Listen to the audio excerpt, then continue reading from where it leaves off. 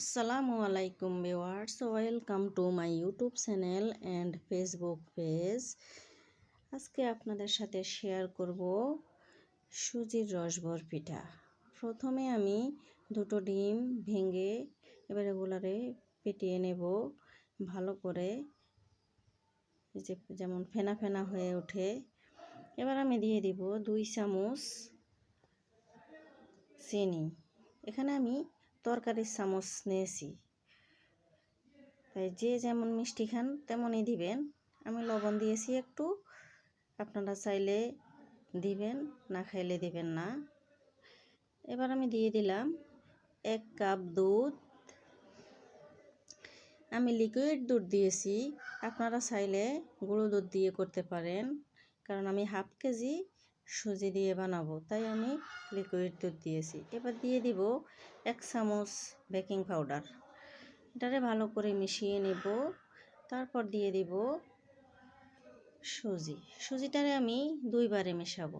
একবারে মিশাইলে এগুলা ভালো করে হবে না, তাই আমি 2 বারে মিশিয়ে নেব। এবার ভালো করে এগুলারে নেড়ে চেড়ে একবারে মিশ করে মিশাতে হবে, যেন দানা দানা ভাব না থাকে, কোনো কান্দি গিটলো বেঁধে না থাকে। এই যে মিশানো হয়ে গেছে। এবার আমি চুলার উপরে দুধ দিয়ে দিলাম 1.5 কেজি।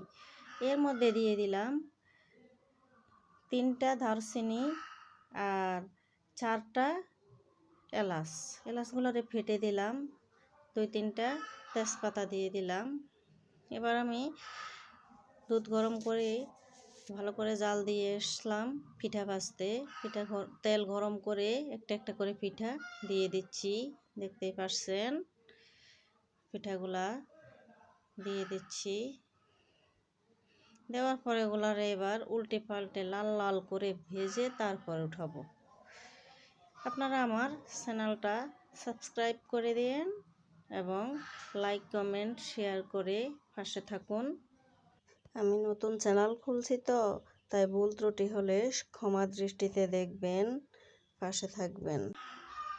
যখন লাল লাল করে ভাজা হয়ে গেছে, তখন আমি উঠিয়ে নেব আস্তে আস্তে। এবার একটা একটা করে উঠানোটা কেমন করে জানি স্কেপ হয়ে গেছে, আমি বুঝতে পারি নাই, তাই উঠিয়ে নিয়েছি।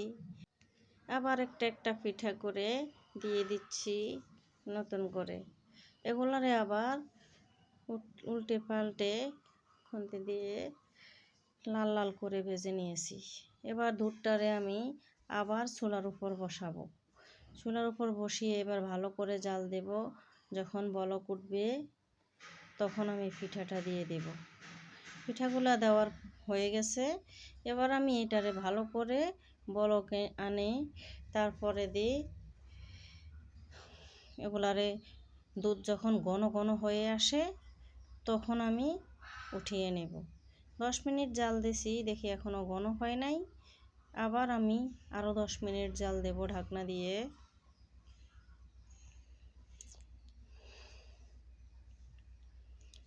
দেখতে পাচ্ছেন, আবার আমি ঢাকনা দিয়ে দিছি। এবার আসি দেখি ঘন হয়ে আসছে, আমার পিঠা হয়ে গেছে। এই যে আমি পরিবেশন করতেছি। ভালো থাকবেন আপনারা। আল্লাহ হাফেজ।